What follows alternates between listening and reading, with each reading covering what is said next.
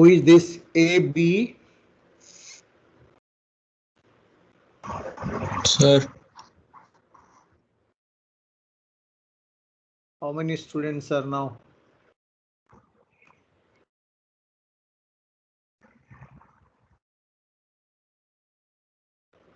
Can you see the number? How many?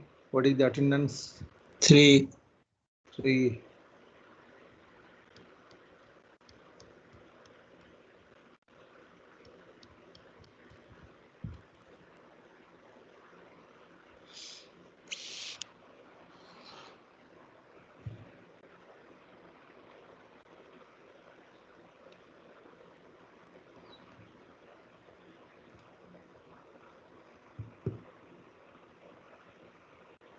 Wait for another 1 or 2 minutes.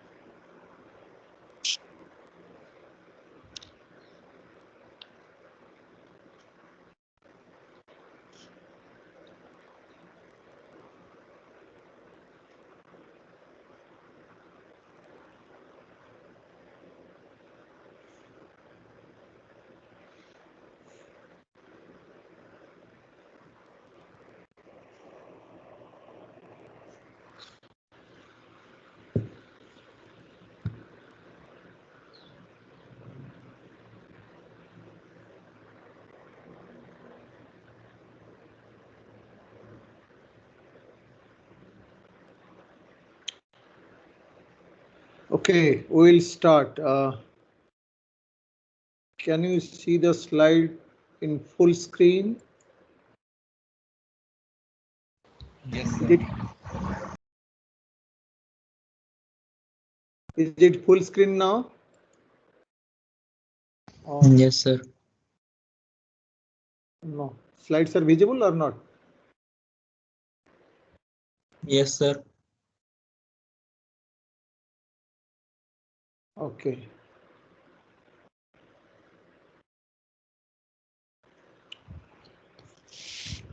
So we discussed Terry fabric last class.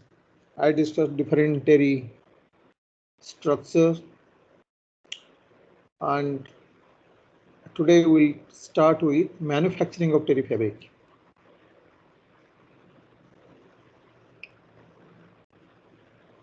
So this diagram shows arrangement of warp beam and the Terry mechanism in a loom. So you can see there are two beams. Top one is pile beam, bottom was is the ground beam. This pile beam is connected with a mechanism called pile tension control.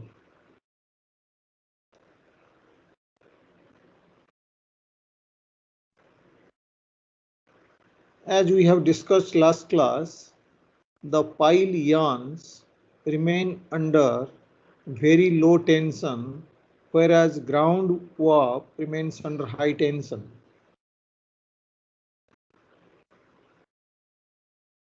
And this passage of this yarn, that is pile yarn, not straight as you can see here in ground warp. There is a tensioning device, it is called pile tension roll. This is a pile tension roll through which this yarn passes. The mechanism here, which is given by a servo motor, makes this pile tension roll, which acts as a fulcrum, a to and fro mechanism. That means when it is necessary to make the pile, that is loop, this mechanism facilitates the warp yarn to move forward so that extra length is released and during rest of the time, this mechanism pulls back the yarn in other direction. So this double arrow shows this yarn can be released and can be withdrawn depending on when we want to make loop or when we don't want to make a loop. And rest of the things are same as in other looms because both the yarns are coming here. Then weaving takes place. So this is the reed, then this you can see here, this is a weft yarn, and remaining things we will discuss in the subsequent diagram. This is how this pile beam mechanism works. Last class I have shown you this diagram. I will explain now the sequence of operations during weaving for pile formation in a 3-peak terry. Last class I have told you what is 3-peak terry, 4-peak terry, 5-peak terry or 6-peak terry. Today also I'll show you the exact weave diagram of all these terry and how this, let us say, talk about only 3-peak terry. This diagram shows the formation of 3-peak terry. See how this 3-peak terry is produced. First, insertion of first peak as per the design with loose beating. So this is first peak. Look at my cursor. So this is loose peak. Loose peak means, what is the meaning of loose peak? Loose peak means this is the reed. The beat up takes place in such a manner, this peak is left at a distance from the fall of the cloth. It's not beaten up to push this yarn to the fall of the cloth like other peaks. That is the what meaning of loose peak. Means this beat up is not a full beat up. It's a partial beat up so that this yarn is placed at a distance from the fall of the cloth somewhere here. Then next step, allow a predetermined gap near the fall of the cloth. So this gap is predetermined. The gap is called loose peak distance and it is decided purely based on what will be the loop height or loop length. This is loop. So total length of yarn from here to here means complete is called loop length, and this is loop height. From center to this point is loop height.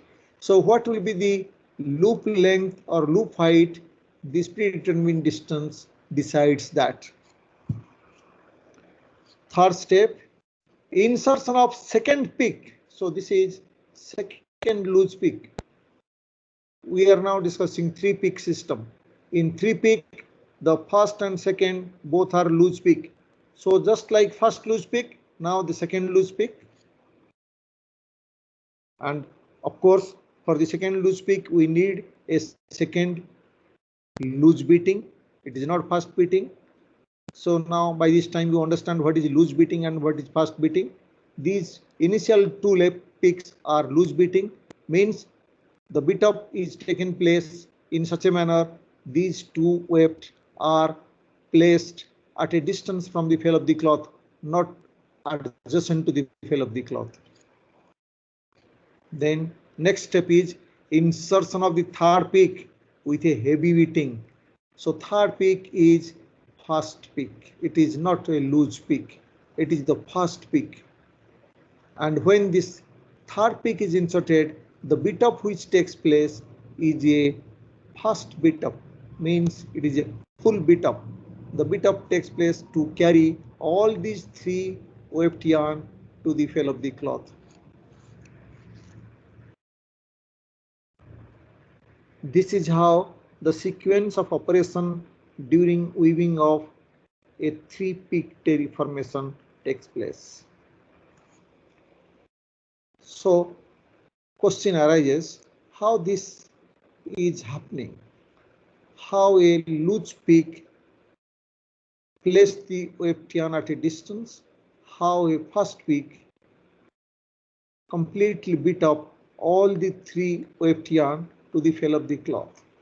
That we will see what is the mechanism, what is the arrangement on the weaving machine. So this is the typical weaving machine. As you can see here, there are two beams, that is pile beams and ground beams, and whatever you have seen in this diagram, it is the same diagram actual on the machine, nothing different. So you need not, this is just to show you understand on the machine, but actually what you have to really remember this line diagram to explain the mechanism. Okay, now let us see how this loose peak and fast peak beat up take place.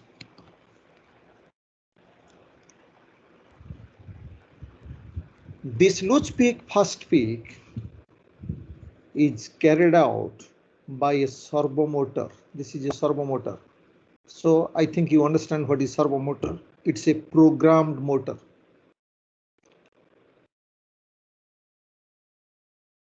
This shaft here, look at number 4, is the support shaft for the reed. This is reed. And you know what is the function of the reed? The function of the reed is beat up. So this is support shaft. The support shaft gets drive from the servo motor. Servo motor means is a programmed motor. So what programming exactly? The programming is while this motor drives this motor shaft, whether it will give a full drive means complete rotation or partial rotation. If partial rotation, depending on these teeth ratio, how much, what distance it will move, that will decide the rotation of this shaft based on programming carried out on this servo motor. We will decide how much this reed will move forward. Means this is reed, which is the same thing in this diagram. Look at this is reed. This reed is fixed on this support shaft of the servo motor. How much this reed will move forward depends on the programming carried out, means what will be the angle of rotation of the support shaft. And support shaft carries this reed. Depending on angle it will move forward. This reed will move forward, whether it will move till this point, or this point, or this point, or this point, or this point, depending on if it is just kept at a distance, it is loose peak. If it gives full rotation, it push forward the OFTion to the fell of the cloth, that is called fast reed, fast peak. This is how this mechanism works for file formation, means loop formation, by executing a loose peak or a fast peak. Only thing is whether it will be 1 loose peak, 2 loose peak, 3 loose peak, or 4 loose peak, and so on. If it is 1 loose peak, it is 2 peak or 1 peak terry. If there is 2 loose peak, 2 peak terry. If it is 3 loose peak, 3 peak terry. So obviously we will discuss subsequently which peak terry we normally produce. It is 2 peak, 3 peak, 4 peak, or 5 peak, or 6 peak. That we will discuss later. But this is what the definition is. Here it is a 3 peak terry, where you can see there are 2 loose peak and third one is the fast peak. If it is 4 peak terry, there will be 3 loose peak and fourth one will be the fast peak. And which peak will be loose, which peak will be fast, it will be decided by the programming carried out on this servo motor. Means the rotation of the supporting staff will be partial or full. Partial means to what extent, to what angle. Means how much will be distance of this reed in this direction. I hope you understand this concept. This is how this pile formation mechanism works.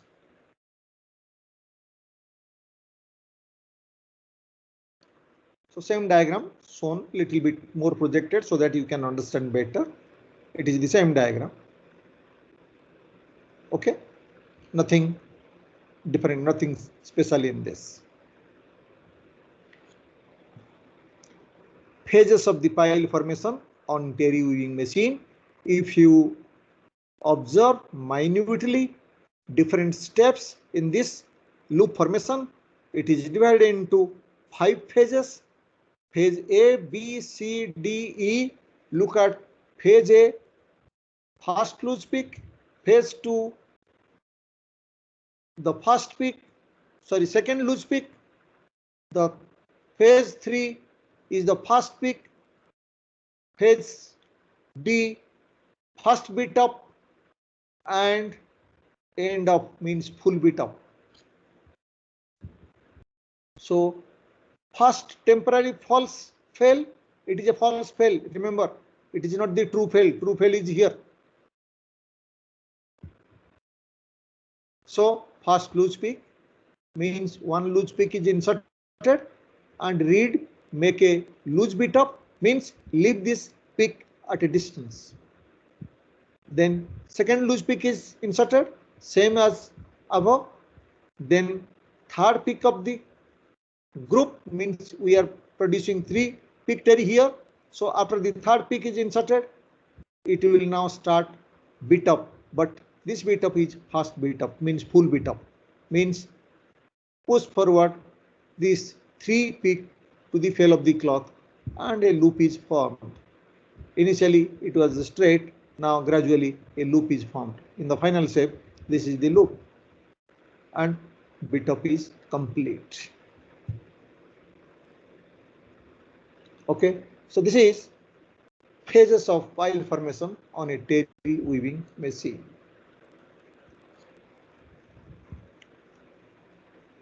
What are the fibers used in making terry towel? As you know, normally in country like India, which is a tropical and subtropical country,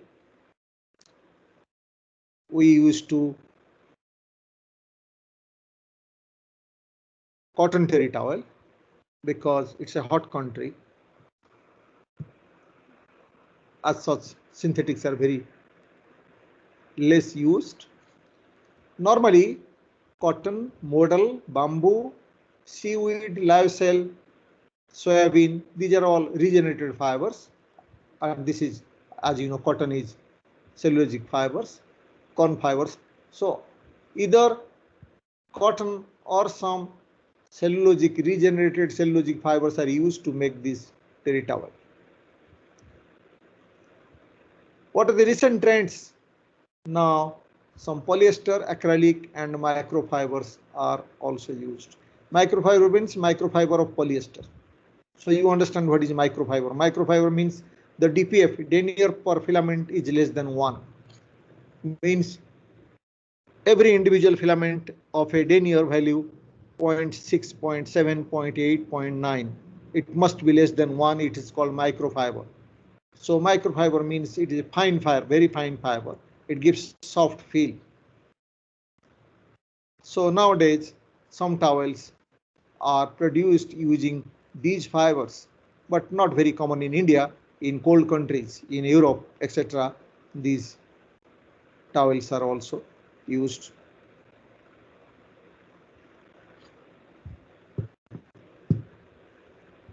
I have shown this diagram last class, different parts of terry towel.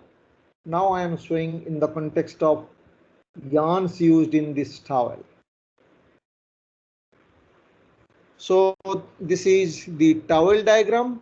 This is finished towel. As you see here, when you buy this towel, And here this diagram shows which type of yarn is used where. In a terry towel, there are 4 groups of yarns. Look at this. Yellow one, front side pile warp. Green one, back side pile warp. This blue and red. So red is first ground warp and this blue is second ground warp, and these dots are weft.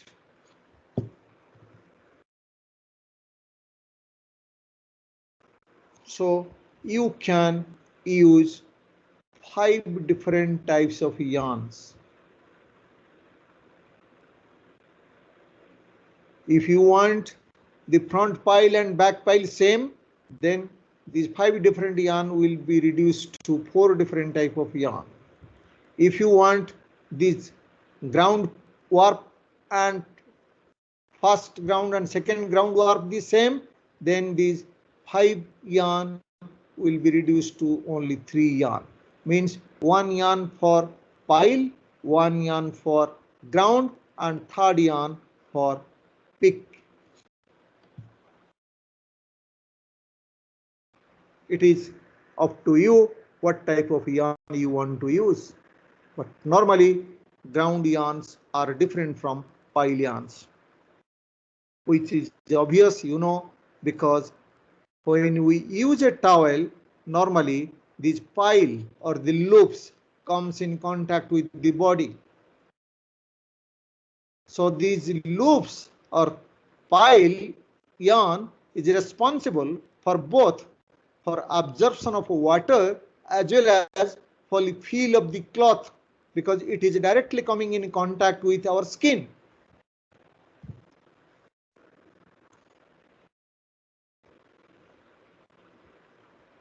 However, in some cases, if we are using towel for the purpose other than bath towel, if it is to be used as a covering material, for example, car seat cover, obviously the lower side one need not be an soft filling material, could be some other material, could be synthetic. So it is up to the application which yarn we want to use where, but obviously this is the option. So what is written are these 4 groups of yarn are pile warp, ground warp, weft, and border weft.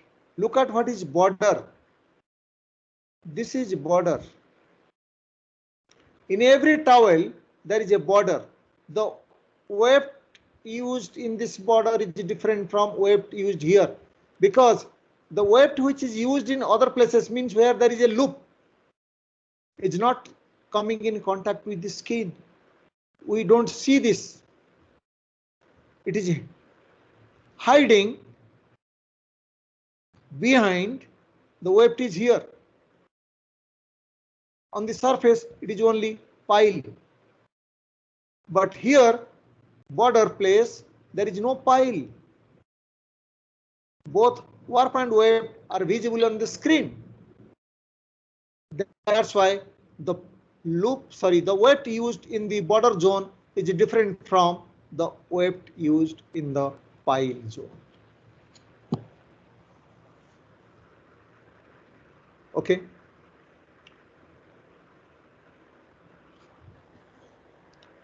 Structure of terry fabric.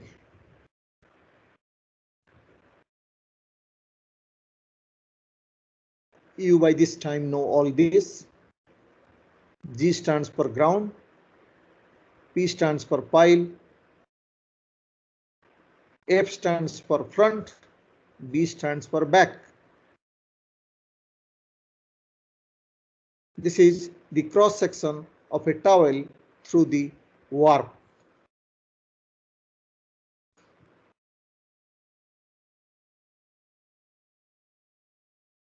This is how you can distinguish the different yarns in the towel.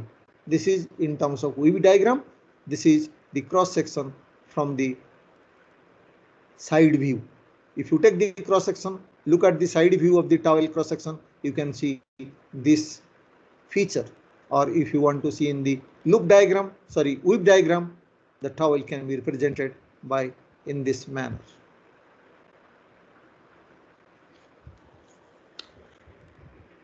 Now we will classify the towel based on different criteria. First is according to number of peaks. This point I have also discussed last class. Just now we have discussed 3-peak terry. You know what is 3-peak terry. Based on the similar principle, we can have 2-peak terry, 4-peak terry, 5-peak terry, 6-peak terry, and so on. Look at a 3-peak terry, 4-peak terry, 5-peak terry, 6-peak terry. If it is 3-peak terry, after insertion of all 3 peaks, you will have the first bit up. If it is 4-peak terry, after insertion of all 4 peaks, you will have the first bit up, and so on in 5-peak and in 6-peak.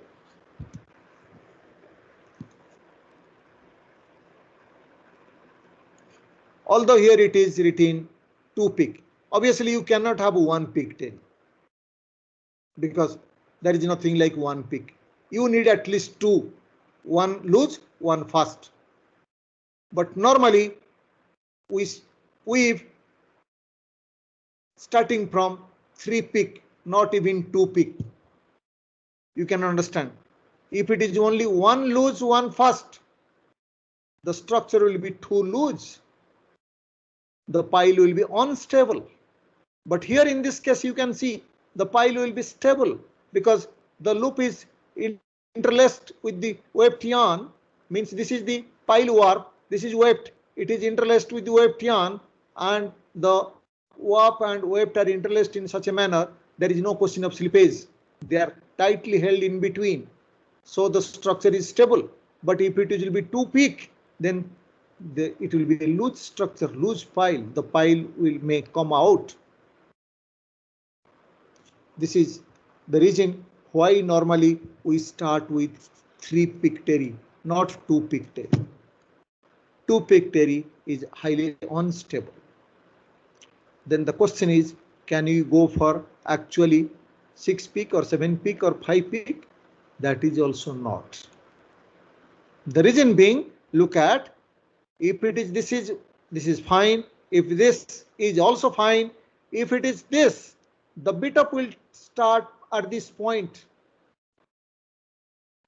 So after 5 interlacement, if you want to have a bit up from here, it is very difficult to bit up all 5 threads together to push the pick to the fail of the cloth. It is easiest one, and this is also can be done without much problem. But beyond 4-peak, normally we don't go for 5-peak or 6-peak or even more.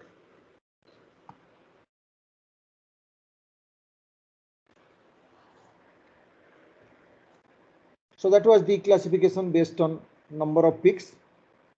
That is according to weave, which I have shown you the cross section here. The same thing is written here: 3-peak, 4-peak, 5-peak, 6-peak. But this is another classification, lower diagram, according to pile face. What is according to pile face?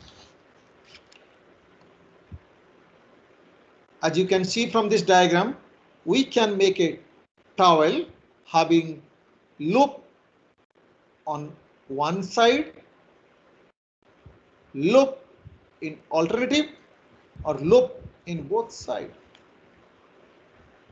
This is called single-sided alternative, and both-sided pile.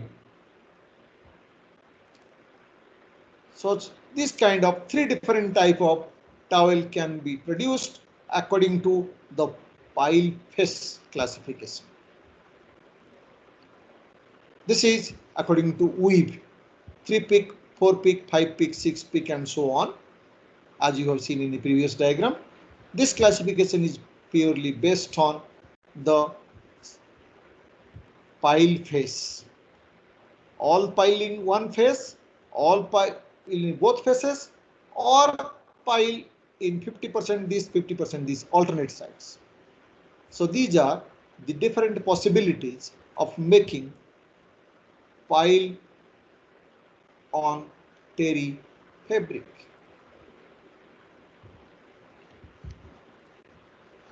I have already discussed this point. If you want to, you can have a look, read.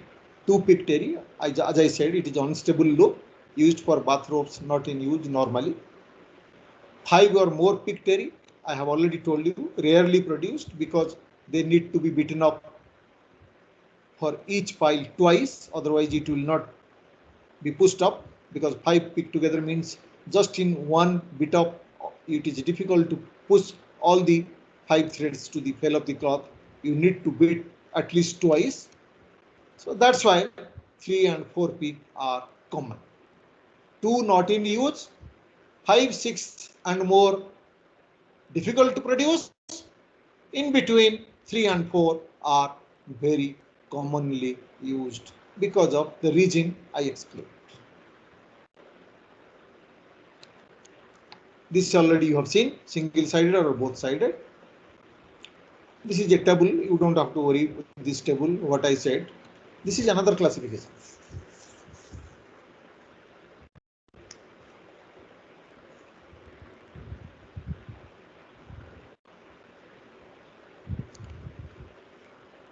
According to loop, cut pile, loop pile, classic terry, Faison terry.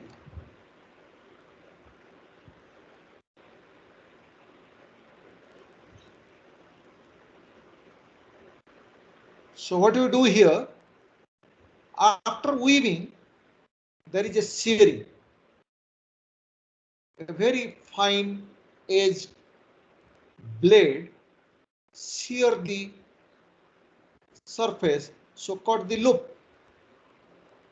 If you want to cut in one side or if you want to cut in both sides, it is all possible. We call it cut pile. This is loop pile. So no cutting. Whatever loop is formed, it is there. Look at this. We can produce loop with 2-ply yarn or single yarn. If we produce loop with single yarn, after weaving, look at the yarn gets twisted, loop gets twisted. Every yarn has a twist, and once you keep the single yarn loose, it will be twisted. But if it is a 2-ply yarn, which is a balanced yarn, the loop will not be twisted. The loop will stand like this, making complete loop. That's called classic terry. This is called Faison terry, just a nomenclature. The difference is only as you see here in the diagram.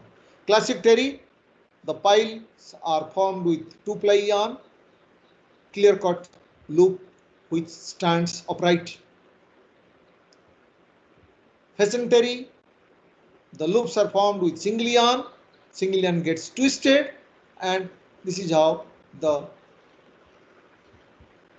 pile in the terry looks like.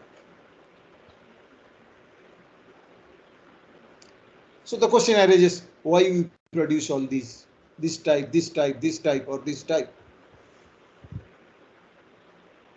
which we'll also discuss later, but at this stage also you can have your common sense. We use cut pile so that the surface becomes smooth fork-like structure.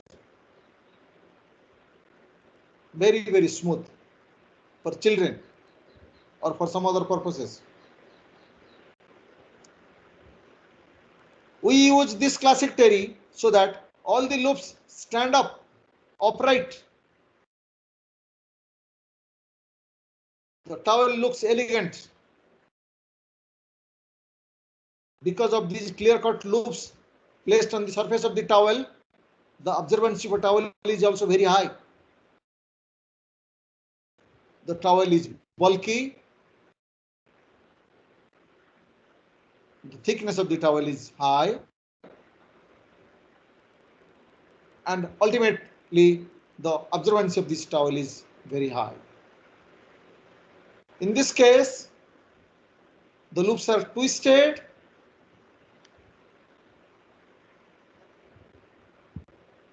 Little space to accommodate water retained. Loops are twisted, the surface becomes rough, hard surface. The surface also does not look elegant. After twisting, some loops are straight, some loops just slide down. And the feel of the towel is also harsh.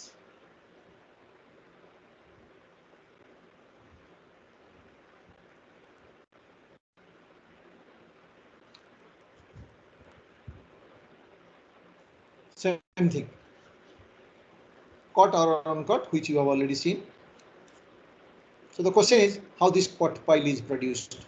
Loop pile how is produced we have discussed. How cut pile is produced. The right hand side mechanism we have already discussed previously. How the loop formation taking place. Only the pile cutting is after weaving. The cut pile terry towel is produced by a mechanism. It's called double layer fabric. If you recall, we have discussed this in 3D weaving also.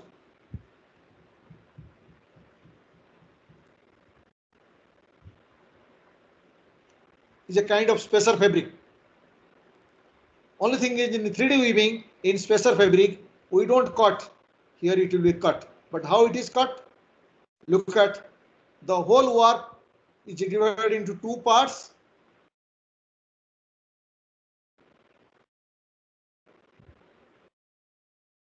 Top and bottom. Top divided into two parts makes top layer fabric.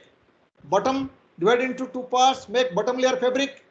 There is another thread called pile warp thread, which is the blue color. It interlaces with both top and bottom layer, connecting top layer and bottom layer, as you can see here. After weaving, there is a blade which just move at the center, making the fabric into two parts, top parts and bottom parts, equal, identical, symmetrical, two fabrics. Only thing is here, what you will see, one side of the fabric is a cut loop, smooth fur-like structure, very smooth one, because the cutter cuts the double layer fabric at the center, so it's one side is normal ordinary fabric, but one side is cut loop, which gives a very smooth feel to the fabric.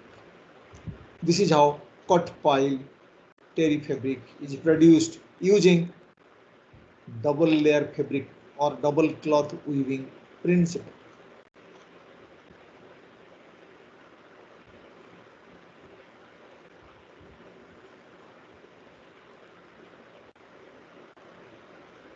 This is uncut, which already you know this. There is another classification called towel terry, French terry. This is only another name. Structure-wise, it is same what we have discussed. Towel terry means a woven fabric with long loops that can absorb large amount of water. Its content is usually 100% cotton, but may sometimes contain some polyester also, depending, as I said, depending on where you want to use towel, in a tropical country, subtropical country, or in a cold country. But what is French terry is a fabric used in men's, women's and children cloth. One of its side is flat, while the other side is cross loops. It is either 100% cotton or polyester, depending on the requirement. Normally, this French terry is produced on the warp knitting machine.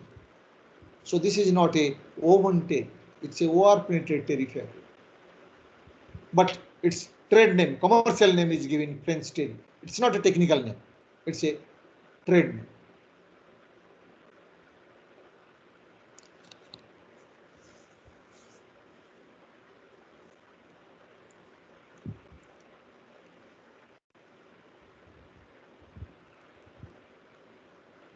Towel dimension.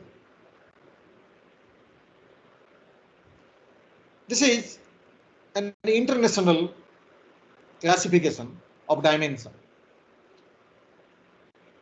Means these are different application of the towel. Beach towel, bath towel. There are two different bath towel, hand towel, wash towel. Internationally, this is the standard size. Beach towel is normally long towel, 95, 192 centimeter. Bath towel is 87, 174 centimeter. There is another small bath towel. Hand towel is 40 by 75 centimeter. Wash towel is called 30 into 30 centimeter.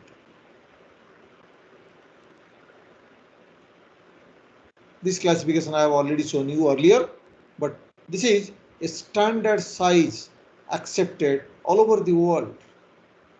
Once you give the order beach towel, the dimension will be automatically this, internationally accepted.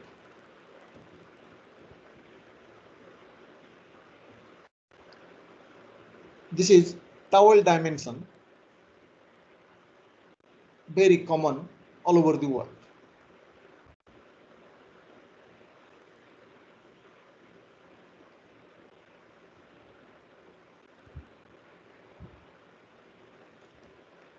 Now we will discuss structural part, which is very, very important for a towel fabric. First we will discuss, as you know, a towel is characterized by its loop. We call it pile. The properties of this towel fabric purely depends on the loop geometry.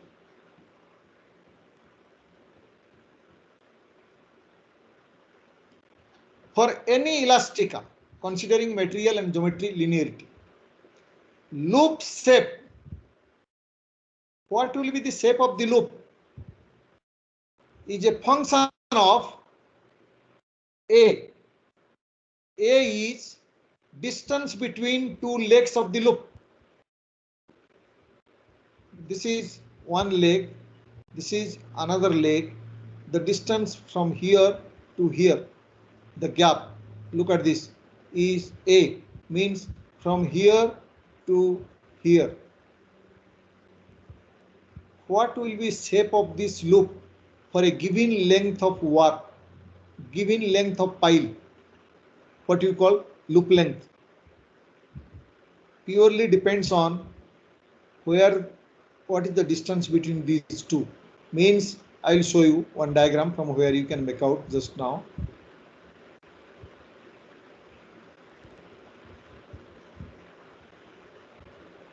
I will come to this later, why there are different shape. So you can make out from this diagram what will be its shape if I put these two ends quite apart, or if I put these two ends quite close. It will decide what will be shape, because bringing these distance to quite apart or very small will exert the bending couple, making this shape to a straight yarn is nothing but putting a bending load. We are just bending the yarn. And how much bending means what couple is applied, what bending moment is applied, depends on what is the distance between these two ends. We call it leg. So the loop shape, the shape of the loop is a function of this distance A.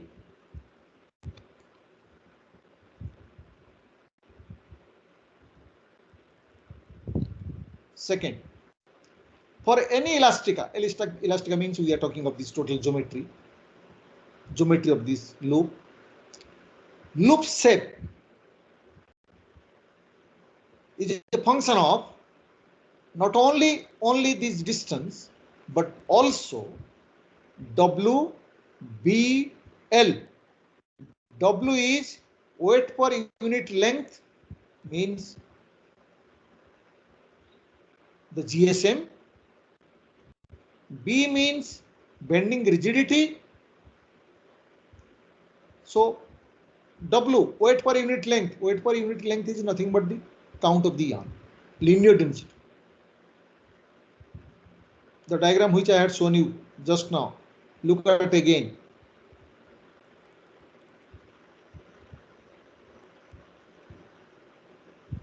The distance between these here are same, but the shape of the loop are different. The reason being, this loop is formed with a very coarse yarn. The weight is heavy, weight is less, still finer, the finest. The distance is same, but because of the weight, the geometrical shape of the loop are different.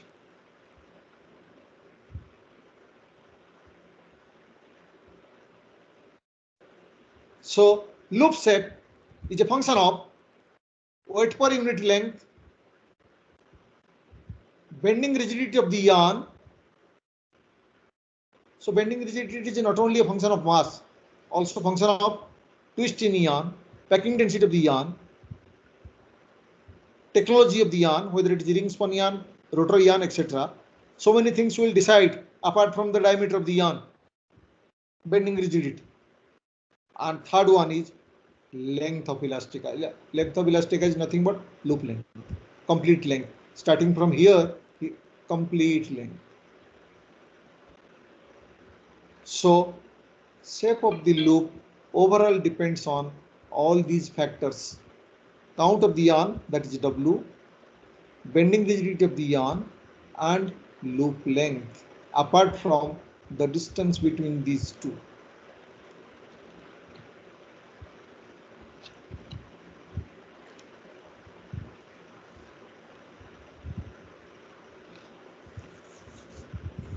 The loop geometry is characterized by these three factors.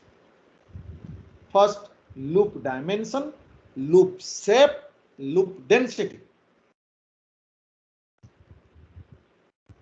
Understand the term from the geometrical diagram.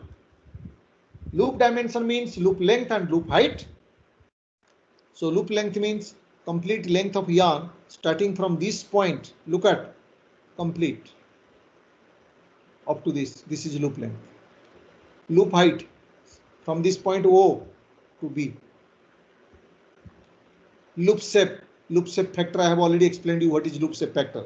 And there is a geometrical parameter of loop shape factor, which we will discuss next slide. Loop factor, shape factor. Loop density, simply number of loops per square inch. Per square inch means per square inch of the fabric.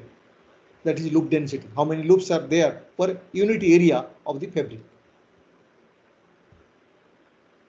So as far as the loop geometry is concerned, these are the terminology used to characterize a towel fabric from loop geometry point of view. Subsequently, we will correlate these geometrical parameters with the properties of the towel. And you know property, what property we are looking at in a towel? It is primarily absorbency, next soft feel, next compressibility, and surface properties. These are some of the properties of the towel which we want to characterize, but subsequently you will see only these are the geometrical parameters of a loop which is correlated with the properties of the towel. And all these parameters are related to loop geometry.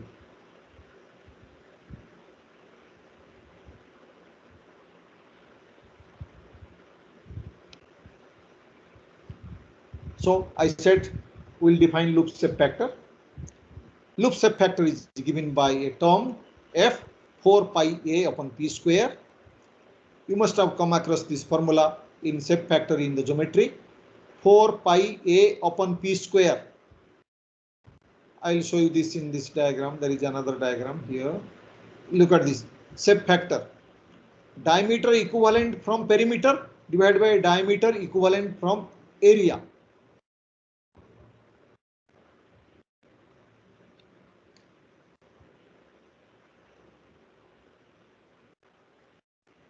If shape is a complete circle, 4 pi a upon p square will be equal to 1. 4 pi a is perimeter, 2 pi r. Sorry, a is area, pi r square. So 4 pi r square means 4 pi square r square. P is perimeter. Perimeter is 2 pi r. P square means 4 pi square r square. So Q is equal to 4 pi a upon p square. If the shape is complete circle, Q is 1. As this shape deviates from its circularity to this, towards elliptical, towards fibrillar, flat and flat, this Q value continuously reduces from 1 to 0.8 to 0.6 to 0.4 and so on. So as the shape deviates from circularity, shape factor value gets smaller and smaller. And accordingly, the shape of the loop gets transformed from this shape to this shape to this shape to this shape. As a result, the tip of the loop of this type, this type, this type, and this type. And imagine a towel made of this type of loop, a towel made of this type of loop shape. If we use it, the feel of the towel when it comes in contact with your face will be how much tickling of this pointed loop and this flat loop. Also, how much water can be retained easily in this towel or in this towel or in this towel. That is the point what we want to explain. Loop geometry, F 4 pi upon p square, I explained you. For a terry fabric, A area within loop estimated by image processing. You know how you measure this. This is a technique, but remember the definition. And this is how a loop looks like. That is loop shape factor. Other one is loop length. What is loop length? It is the length of the loop that determines how much fluid is absorbed by the cloth. It has a direct bearing with total absorption. Longer loops provide more surface area to absorb and come in contact with the fluid, means more water.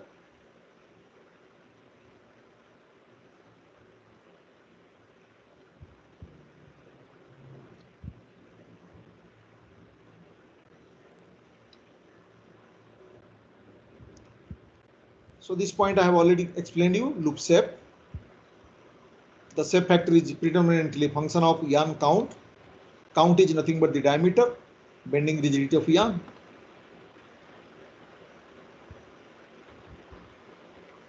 So this is the formula which I have already explained you. Diameter equivalent from perimeter divided by diameter equivalent from area, 4 pi a upon p square. For a complete circle, this Q is equal to 1. As the shape deviates from circularity, the Q value goes on reducing from 1 to 0.8 to 0.6 to 0.4 and so on. Okay, so this is loop geometry. Now, essential attributes of terry fabric. What are the different quality parameters by which a terry fabric is characterized? Comfortable and freshness, light and soft, absorbency, quick transfer, retain and release, cool and dry, durability and affordability, hygienic and natural, light balance of luxury and longevity, perfect and flexible. People look into so many things in a towel.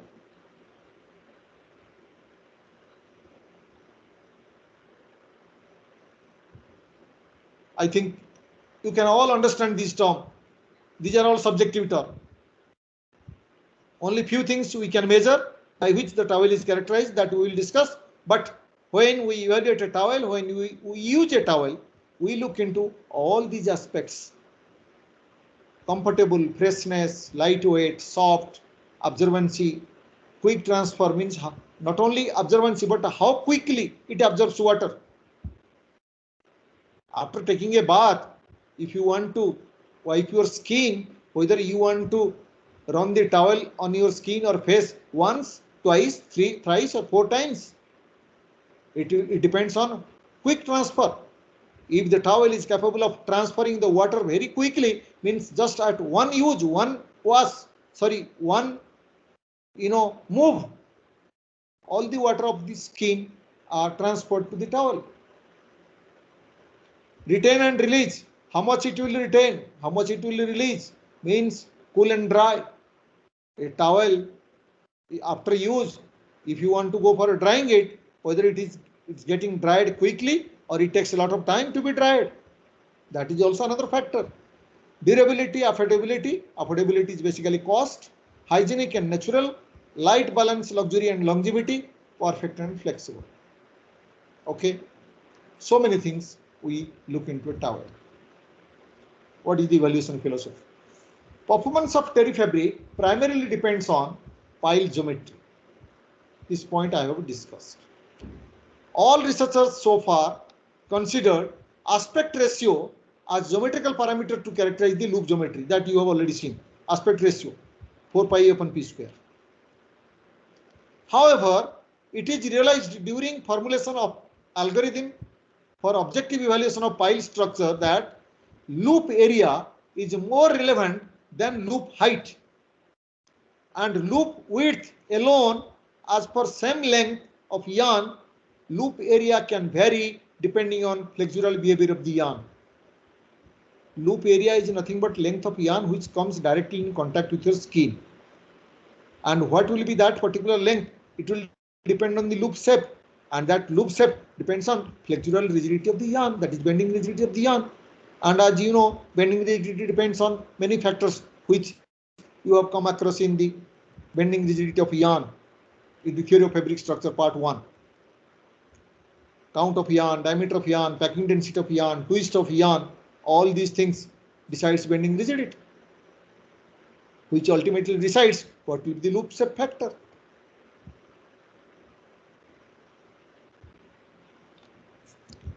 Properties we normally measure. So you just note down these properties. Maybe next class I will explain detail how to measure this. Absorbency. In absorbency we measure rate of water absorption, water retention capacity, means how much total water the towel can retain and at what rate it absorbs. When you call absorbency, these are the two parameters. Compression properties. Compression at low load, compression resiliency and compression energy. All these three things decides the compression properties. Surface properties, surface friction, surface roughness. Aesthetic appeal. In aesthetic means how it looks. We look into these 4 things: color, pattern, design and texture. Texture means uniformity in look. Then finally hand value. Hand value means low stress mechanical properties. Hand is nothing but feel of the cloth when it comes in contact with skin. We call it fabric hand, and it is a measurable quantity. Nowadays, the hand feel of a cloth can be measured by set of equipment. So these are 5 different properties which normally we use to characterize the towel fabric: absorbency, compression, surface properties, aesthetics and hand value. So I stop it here. You can log out.